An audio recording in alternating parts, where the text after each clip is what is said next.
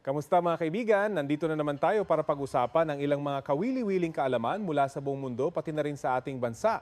Tara, simulan na natin. Kapag napausapan natin ang kasaysayan ng Middle East o Gitnang Silangan, laging pumapasok sa mga utak neting baba sa internet ang isang napakalinaw na aesthetic ng dalawang mundong sobrang magkaiba na parang pinabiyak na langit at lupa. Sa isang banda, nandiyan ang pamain karakter na energy nga, sinaunang Imperyong Persiano, isang sibilisasyong sobrang yaman na nakapapatayo, nga palasyong day pa ang luxury condong ngayon, na imbento nga sistema nga gobyernong mas maayos pa sa buhay natin at nakpakalat ng kulturang nak-trending sa lahat ng sulok ng daigdig nung panahong wala pang TikTok. Pero sa kabilang banda, pausad natin sa modernong panahon, ang bumulaga sa atin ay isang bansang Iran na parang na-chancel at nakulong sa isang madilim na basement.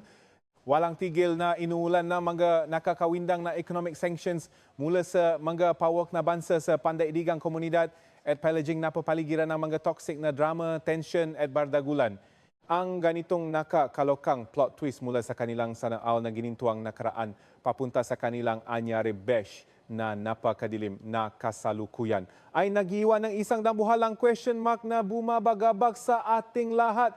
Kung hihimayin natin ang basic na resibo at katotohanan, ang sitwasyong ito ay literal na sumasampal sa mukha ng lohika pagdating sa geografiya at ekonomiya. Sa totoo lang, ang isang bansa na nanalo sa genetic lottery ng geografiya dahil nasa gitna, sila nga kontinente at may hawa pa ng ika-4 na pinakamalaking reserba ng langis sa buong mundo ay inaasahan sana nating maging isang bilyonaryong superpower na napapasasa sa yaman. Dapat sana ay nakikita natin silang Netflix nga natataas ang skyscraper, naluluno sa walang kapantay na karangyaan at nagiging ultimate VIP center ng pandaigdigang kalakalan gaya ng mga kapitbahay nilang pasosyal sa rehiyon ng Gulpo. Bakit kaya itong Iran ay napilitang dumaan sa isang character arc na sobrang weird, matarik at puno nga pagsubok na parang laging nasa final boss level? Bakit ang mismong yaman na dapat sana ay mang-ahon sa kanila sa kahirapan ay naging isang pabigat na toxic na angkla na humihila sa kanila pababa sa pinakailalim ng walang katapusang kaguluhan? Ito ang isang nakakalokang tina isisiwalat natin ngayon. Ang matinding pagiging loner at pagkakabukot ng Iran sa kasalukuyang panahon ay hindi lang basta resulta ng nga mema at pabigla-biglang desisyon ng nga modernong politikong walang magawa sa buhay. Sa halip, ito ay isang sobrang deep at komplikadong reaksyon para mabuhay o survival mechanism na unti-anting na-develop sa loop ang libu-libong taon bilang sagot nila sa literal na sumpangan inang kalikasan na tila may personal na galit sa kanila. Na-trap sila sa isang malupit na sumpa kung saan ang mismong geografiya na nagbibigay sa kanila ng protection at sharing trader na naglalagla sa kanila. Habang ang hindi matatawarang kayamanan na nakabaon sa ilalim nga kanilang nga lupain ay nagsisilbing ultimate clickbait na umakit sa nga pinakamapanganib at pinakagahaman na nga linta sa pandaigdigang entablado. Kaya tara, ichika at himayin natin ng bonggang-bongga ang geografiya at kasaysayan ng bansang ito para maintindihan natin ang kanilang nga pinahuhugutan. Para tunay nating ma-gets ang kaluluwang Iran, kailangan muna nating usisain ang kanilang pisikal na kapaligiran na parang naista lang tayo and profile nila. Titigan ninyo ng maigi ang topografikong mapa ng rehiyong ito at i-judge niyo ang isura. Ang pinakapapansin na feature na agad na agaw sa inyong atensyon ay ang dambuhalang bulubundukin ng Zagros na parang nakmamakaawang mapansin. Ang nga natataasang serye ng nga bundok na ito ay literal na nasisilbing isang napakalaking likas na pader, isang hindi matitiba na muo na nabibigay ng VIP na kalungan sa gitnang bahagi ng talampas ng Iran.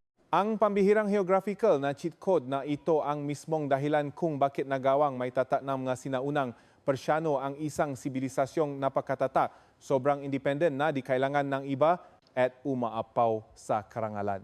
Ang mga bundok na ito ay hindi lang nga boring na bato at lupa. Sila ang tahimik na chismosa at tagapagtanggol ng isang lahi-laban sa mga banta ng kalikasan at mga epal na kalaban mula sa labas. Pero siyempre, ang kalikasan ay may tagle na malupit na skeme, hindi papaya na maging madali ang lahat. Kahit pagaano katibay at kataas ang mapader nga panilang likas na kuta, ang buong teritoryo ng Iran ay nakawesto ng eksakto sa pinaka-busy na intersection ng lumang daigdig na parang EDSA ng sinaunang panahon. Sila ang nagsisilbing tulay na naugnay sa tatlong naglalakiang kontinente, Asia, Europa at Afrika, na ginagawa silang pambansang doormat ng kasaysayan.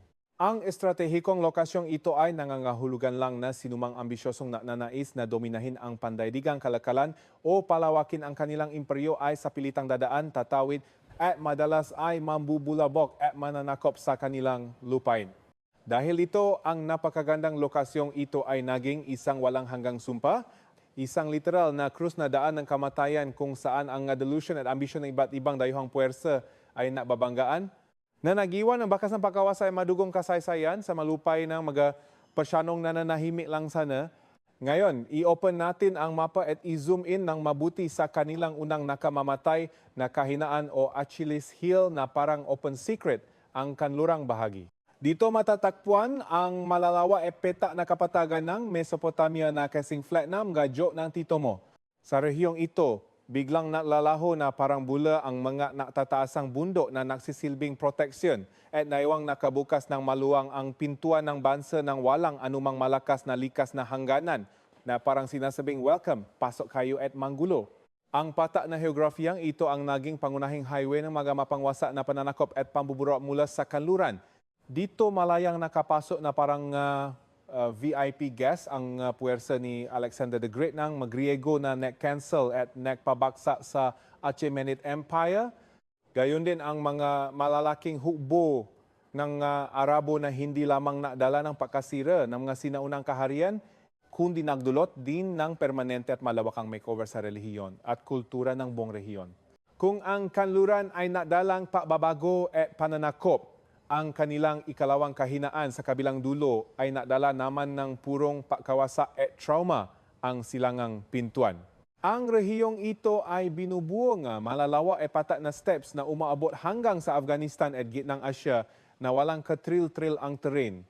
Ang kawalan na mga natural na harang sa baging ito ay lumikha ng isang napakaluwang at mabilis na expressway para sa mga uhaw sa dugong imperyo, mga nomadiko na walang inatupa kundi manggulo ng buhay na may buhay. Sa pamamagitan na rutang ito bumos ang walang awang hukbo nga Mongol na sumalakay tulad ng isang mapanirang bagyo na hindi man lang nakabiso sa pag-asa. Ang maepal na mananalakay na ito ay walang iniwang bato sa ibabaw ng bato, sinuno ang aklatan na parang basurero, winasa ang sistema ng irigasyon, at naiwan ang bundok nga bungo bilang aesthetic nila na literal na nagpabagal sa pag-unlad ng sibilisasyong. Persiano ng dandang taon dahil sa sobrang toxic ng ginawa nila. Dahil sa paulit-ulit na pagdanas ng mga matitinding pananalaki at pambubuli mula sa makabilang pintuan sa loop ng libu-libong taon, nakaroon ng napakalalim na trauma at epekto sa pambansang kamalayan ng tao na hindi kayang ayusin ng simpleng therapy.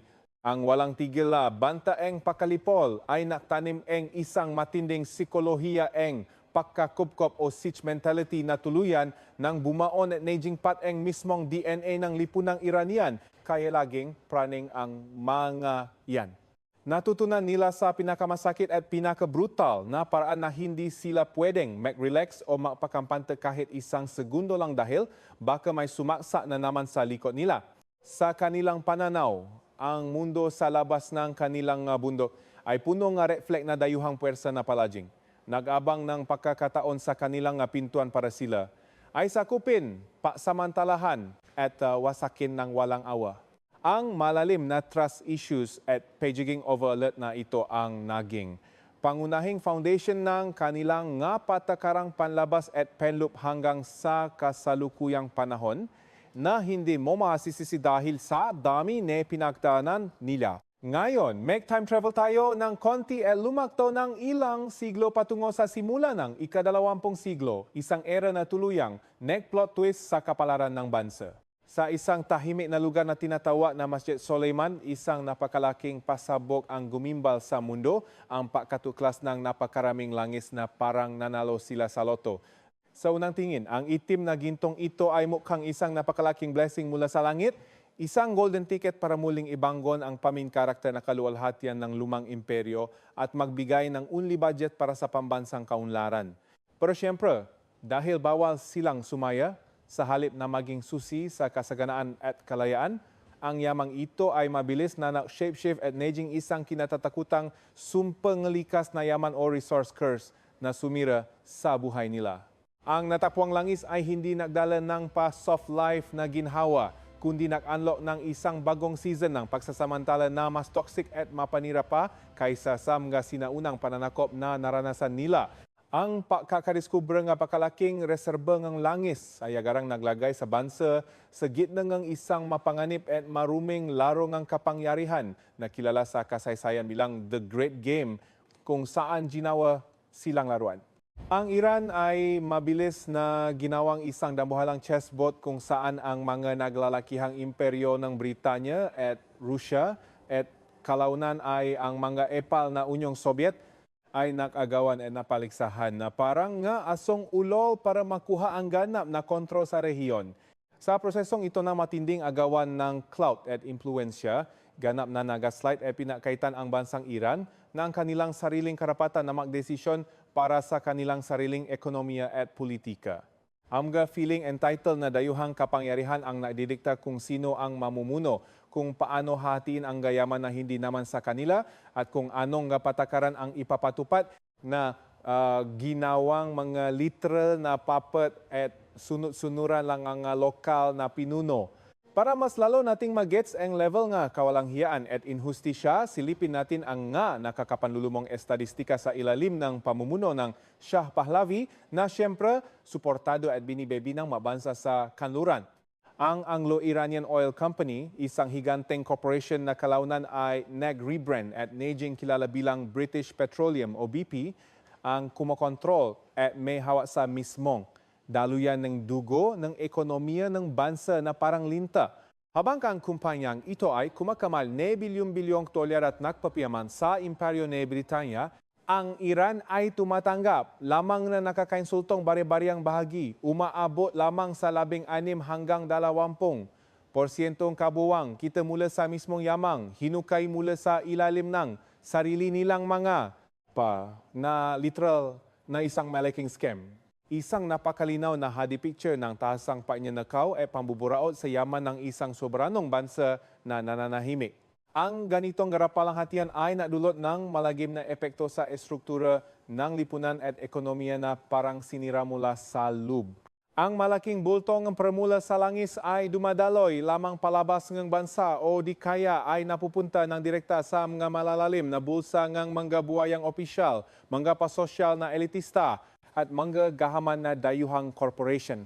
Samantala, ang maalipin ng salapi at ordinaryong mamamayan, ang uring manggagawa na napapatulo ng dugo at pawis, ang magsasakang nabubungkal ng lupa at ang mga kleriko ay naiwang inaalikabo at nalulugmok sa matinding kahirapan. Ang pagiging dependent nila sa pag-export ng langis ay lumikha ng isang klasikong kaso ng Dutch disease kung saan ang ibang sektor ng ekonomiya ay natagi, ang inflasyon ay mabilis na tumaas ng walang preno at ang agwat sa pagitan na masobrang yaman at mapatay gutom ay naging hindi na kayang tiisin ng sikmura. Ang namumuong gigil at galit ng taumbayan ay umabot sa boiling point nang may isang leader na nagtangkang makpakabayani at ituwid ang matinding pagkakamali. Si Punong Ministro Mohammad Mossadegh, isang legit na pinunong inihalal sa isang demokratikong proseso, ay nagpasya na isa bansa o i-nationalize ang industriya, malanggis para maibalik ang yaman sa mga tunay na mayari nito, ang mga mamamayan. Pero siyempre, ang bidabidang habang na ito ay tiningnan bilang isang malaking banta sa makasariling interes ng kanluran na ayaw mawala ng raket. Bilang ganti nga PAICON, noong taong 1953, ang Central Intelligence Agency o CIA, NG Amerika kasama, NG Mayalta ni Britanya, naglunsad na isang patagong operasyon para i-cancel at patalsikin si Mossadegh sa pewesto at ibalik NG kapangyarihan sa kanilang paboritong tutanasi, Shah Ang kababalang pangyayaring ito ang nagsilbing mitsa na tuluyang sumira sa trust issues ng mga Iranian sa anumang uri ng pekeng demokrasyang inialok mula sa labas. Kasi nga naman, the hypocrisy is real.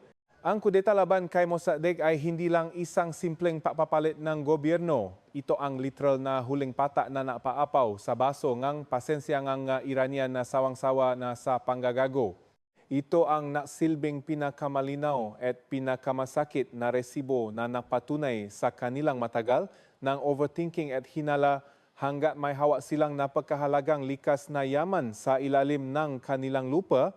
Ang mga makapangyarihang bansa sa kanluran ay hindi kailanman papaya na sila ay mamuhay ng tahimik at malay na parang normal na tao. Ang itim na ginto ay opisyal na naging maitim na kadena na sumakasalik nila. Nagets na nila sa wakas na ang kanilang pakikibaka ay hindi na lang basta para sa pera o ekonomiya, kundi isang madugong laban para sa mismong pairal at kalitasan ng kanilang pagkakakilanlan bilang isang malayang bansa na hindi napapuandas sa ditang maepal na dayuhan. Ito ang nagdadala sa atin sa isang napakahalagang punto na madalas na nami-misinterpret ng nga mema sa internet. Kapag pinausapan natin ang Rebolusyong Islamiko noong taong 1979, madalas itong inilalarawan sa mga bias na media bilang isang simpleng paiusbong ng relihiyosong ekstremismo na parang mga kontrabida sa pelikula. Pero kung tititigan natin ito gamit ang lentieng geografiya at kasaysayan na kakachika lang natin, makikita natin ang isang mas malalim at mas makatotohanang plot twist. Ang rebolusyong ito ay hindi lang puro tungkol sa relihiyon. Ito ay isang umalinggaw na sigaw na isang buong bansa na gusto ng may cut-off ng toxic ties at bawin ang kontrol sa kanilang sariling kapaligiran at mga mapakukunan mula sa mahigpit na pagkakasakal ng makabagong kolonyalismo na ginawa silang sugar baby na napakabang panahon. Ang main goal nga peg-alsang iyon ay para ganap na ibalik ang kalasa nga Zagros sa mga kamay nga tunay na may-ari nito at hindi sa mga dayuhang feeling may-ari. Ito ay isang palaban at agresibong hakbang para bawiin ang balon ng langis, IEVIC at Itaboy, ang banyagang corporation na yumaman gamit ang pawis at dugo ng mga Iranian. At isa rin ang tuluyan ng pintuan ng bansa sa anumang toxic na impluensya ng mga dayuhang nakmamanipula sa gobyerno nila na parang naglalaro lang ng Sims. Sa pananaw nila, para maprotektahan ang sarili mula sa kanilang mapanirang kasaysayan at sa sumpangang kanilang sariling yaman, kailangan nilang bumuin isang sistem na ganap na naka-isolate at pumapalag sa anumang uri ng panghihimasok mula sa labas, kahit pa ang kapalit nito ay ang maging pambansang lona at makatanggap ng matinding parusa mula sa mapanghusgang pandaigdigang komunidad. Mula sa overthinking at psikolohiyang ito ang pakakubkop, isinilang ang kanilang kasalukuyang estratehiya na tinatawag nilang forward defense o aktibong depensa na parang unahan na bago maunahan mindset. Madalas nating nasasagap sa mga balita na pinopondohan at binibebi ng Iran ang iba't ibang armadong grupo at presang proxy sa mga lugar tulad ng Iraq, Lebanon at Yemen na parang nag-sponsor ng mga away. Para sa mapanghusgang paningin ng mga taga-kanluran, ito ay isang garapalang papapalawa ng teritoryo o paghahasi ng terorismo dahil sila lang daw ang pwedeng maging bida. Pero para sa mga uta-estratehiya sa Tehran, ito ay isang sobrang mahalaga at kinakailangang hakbang para ilipat ang boxing ring ng napakalayo mula sa kanilang nga sariling bakuran. Dahil alam nilang marupo ang kanilang mapintuan sa silangan at kanluran, mas pinili nilang makipagbardagulan sa kanilang makalaban sa ibang lupain bago paman makatuntong ang maito sa sagradong lupain ng mga Persyano. Ang network ng mga squad at alyansang ito ang bumubuo sa tinatawag nilang paastig na axis of resistance. Kung bubusisiin natin ng mabuti gamit ang mapa, ang network na ito ay hindi lang isang simpleng alyansang politika para sa cloud, kundi isang malawak na geopolitical na buffer zone o human shield. Ito ay isang nakakala pero makakakonektang sistema ng depensa na sadyang idinisenyo para protektahan ang mga makasaysayang nakamamatay na kahinaan na nachika na natin kanina. Sa pamamagitan ng pekflex ng impluensya sa mga bansang ito, nagagawa nilang harangin ang nga banta mula sa malayo, pinapanatiling busy ang kanilang nga haters at sinisigurado na ang anumang ilusyon ng pananakop ay mangangailangan ng napakalaking sakripisyo at gastos bago pa man makarating sa paanan ng bulubundukin ng Zagros. Bilang pag-wrap up, makakawili-wili, makikita natin na ang kwento ng Iran ay isang nakakaya at epikong trahedya kung saan ang bansa ay naging ultimate victim ng mismong prank ng kalikasan. Sila ay isang napakabuning civilization na hinubok ng tibay ng mga bundok at nagluwal ng isang lahing umaapaw ang pride at pagmamalaki sa kanilang kasaysayan. Pero ang kanilang marupo na posisyon na bukas sa makabilang dulo ay naimbita nga walang katapusang bardagulan at digmaan, at ang karagatan na itim na ginto sa ilalim ng kanilang nga paa ay naging isang sumpa na patuloy na umakit sa pinakamalalakas at pinakagahaman na malinta at kawe sa buong mundo. Ang kanilang kasalukuyang villain era na kalagayan at mga agresibong patakaran ay hindi lang simpleng put o pagiging bitter, kundi isang desperadong patatangkang mabuhay at panatilihin ang kanilang soberanya sa isang mundong laging naglalaway sa kanilang yaman. Isang nakakapanindi balahibong pananaw sa kasaysayan na mapapasyaungan, no ka na lang hindi ba? Ngayon, bago tayo maghiwalay, iwan ko sa inyo ang isang malaking katanungan para may ma-overthink kayo mamayang gabi sa inyong palagay. Mayroon pa bang ibang bansa sa kasalukuyang panahon na nakararanas ng parehong sumpang likas na yaman na parang kinopya lang ang script ng Iran? Saan ang bansang ito paano nila hinahandle ang ganitong klaseng toxic na sitwasyon? Ay drop niyo na ang inyong mga malalalim na kaisipan, hot takes at pagsusuri sa comment section sa ibaba at bardagulin natin iyan ng may sense. Kung na-feel ninyong kawili-wili at may natutunan naman kayo sa pagsusuring ito, huwag maging madamot at i-click na ang subscribe button at i-ring ang bell para hindi kayo maging huli sa balita sa mga susunod na chika at pag-aral tungkol sa geopolitika na ihahanda ko para sa inyo. Ako si Kio mula sa Kawili-Wiling Kaalaman na iwan ng mensahe para sa lahat manatiling mapanuri, manatiling nagtatanong at huwag magpapabudol. Hanggang sa muli nating pag-ispil ng tea.